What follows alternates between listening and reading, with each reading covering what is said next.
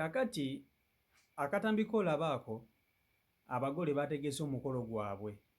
Omukolo gwabadde gutambula bulungi nnyo. Eno yabadde embaga, yabadde etambula bulungi nnyo nga buli kimu kiri ku mulamwa. Wabula nga bali wakati mu mbaga, embuyaga gye yavudde buli omu teyategeddeyo. Embuyaga ey'amaanyi yazze ku mukolo n'eryoka esaanyawo buli kimu ekyabadde ku mbaga eno, buli kimu kyayonoonese. Omanyi okuba nti mwategese embaga nga muli mu kitundu naye embuyaga nejja n'esaanyaawo ebyammwe byokka byokka byokka ebiri ku mbaga yo. Embuyaga yabadde y'amaanyi naye yasaanyizzaawo mbaga eno yokka. Mu butuufu eno embuyaga teba nsindike busimbisi. Nga bali wakati mu mukolo, empewo ey'amaanyi gye yavudde buli omu teyategedde. Yatutte tenti ezabadde ziteereddwawo n'eryoka etwala ebimuli ebizimbisibwa. Kati abantu babadde mu bidaala mu tenti gye badde batudde. Kibuyaga n'ajja n'abasalako ne balemerwa n'okubeerayo.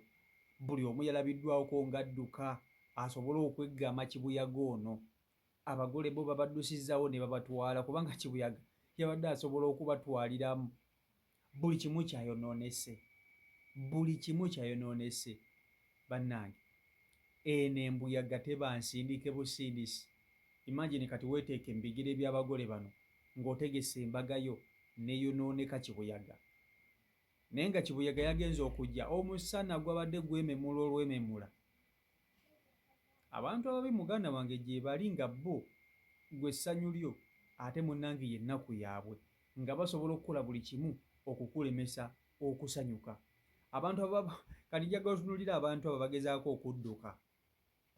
okudduka okwetaasa embuyaga eno, naye embuyaga yabadde nnyingi ng'ebula na kubasitula ng'ebula kubatwala. Muganda wange n'embuyaga, tenti zonna zigudde. Abagole tenti gye babadde batuddemu yo yagudde n'egwa ku ttaka, era babaggyewo bujja ne babaddusa ne babatwala ne babayingiza mu nnyumba. Kati kye mmanyi bali mu maziga, naddala omugole omukyala bali mu maziga, kubanga nabo bakimanyi bulungi nnyo nti waliwo omuntu omubi eyagezezzaako okwagala okwonoona embaga yaabwe, ate nga yo yagyonoonye kubanga teyasobodde, embaga teyawedde.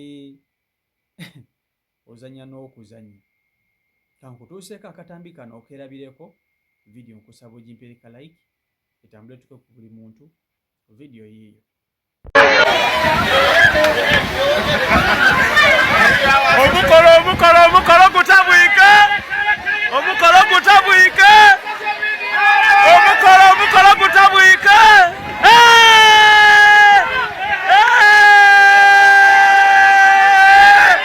Baba, guno tetugulabangako baba! Guno tetugulabangako omukolo baba! Gutabuse!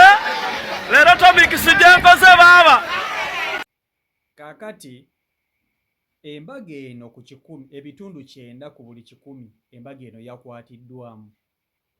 Ebitundu 9 ku buli 100 embaga eno yayimiriziddwa ab'emitima emibi. Ekyo kyo okusinziirako nze nzikiriza.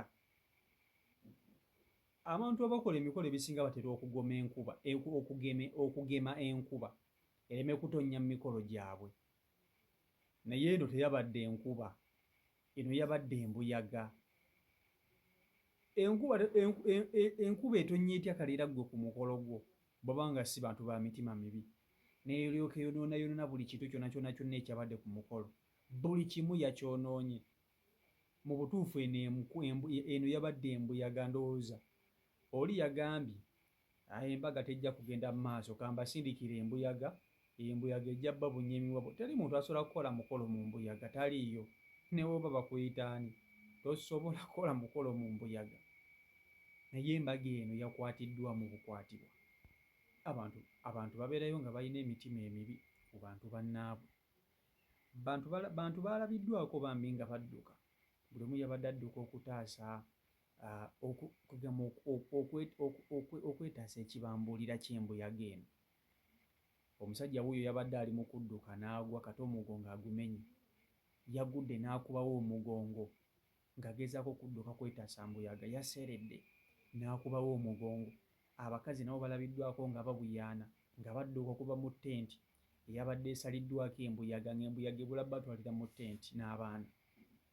Waliwo abadde bazze n'abaana balabiddwako nga bakutte abaana ng'embuyaga ebula kubatwalako baana, ne balyoka bagwa.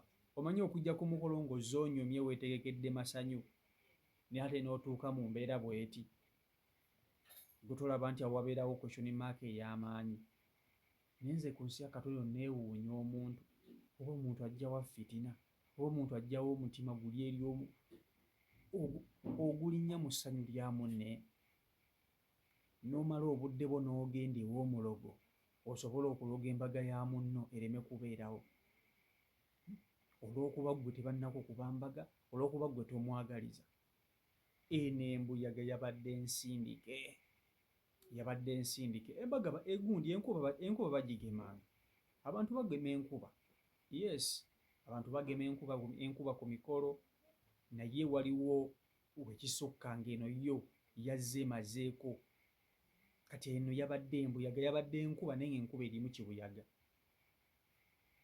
Okumanya embuyaga eno yabadde tageti, abagole babadde batudde, enkuba eno we yasoose okutonnya. Abagole babadde batudde, tenti y'abagole mwe babadde batudde ye ate yagwiridde ddala n'egwamu munda, ng'abagole basigala mu tenti eno eba ejja kubakuba. Okitegeera, yo yagwiriddemu ddala kompulitire. Era abagole babaggyewo ne babaddusa ne babatwala, ndowooza babakwese mu nnyumba, kati bali eyo bali mu maziga. Kyemmanyi bali mu maziga, kyemmanyi bali mu maziga, kubanga munnange omukolo gwabwe ogw'essanyu, embaga yaabwe ey'essanyu, kibuyaga yagirinnyeemu. Kati kambuuze, guno omukolo guba gukyasobola okugenda mu maaso singa embuyaga eno ekeera oba? Kubanga buli kimu kiba kyayonoonese, buli kimu kitobye, obutebe bwonoonese, amazzi gajjudde buli wamu, tenti zigudde, ebyuma bigenzeemu amazzi. Kale kwe ggamba omuntu omubi yabadde ali siriyasi okwonoona embaga y'abantu bano eno ababiri. Embuyaga yabadde y'amaanyi nnyo nga bw'okiwulira. Njagala otunuulire abantu abo abagezaako okudduka okweggema enkuba. Laba omukyala oyo agudde nga ali mu kudduka. Embuyaga yabadde laba oli omusajja bbwa n'agwa ekigwo kata n'omugongo agumenye. Omusajja wattu yagudde kata n'omugongo agumenye, okitegeera. So embaga bwetyo bwe yawedde nga tewedde, bwetyo bwe yatambudde nga tewedde, ng'omukolo gusaziddwamu, ng'embuyaga egusazizzaamu, okitegeera. So abantu gye bali muganda wange abali wiiringi nga bamalirivu okukuggyako essanyu lyo, oba oyagala oba toyagala, abantu gye bali nga ye ekigendererwa kye n'oba tolina kiwamukola nga takwagaliza gwe kubeera ate ku ssanyu gwe toyagala kubeeramu. Bayitirivu era bangi. So CEO Michael Uganda YouTube channel kw'oli, mwebala nnyo okuba nti ate mugobera byekumira ku mukutu, mwebala okuba nti ate mu followinga, ssaako n'okuba nti ate mu subscribinga, tanaba kuba nti ate otwegattako, genda maaso n'okuba nti ate okolamu kapesa ka subscribe, so okuba nti tutambulira ddala wamu. Mbaagala nnyo mwenna, Katonda bankuumire mbeere bulungi, mweraba.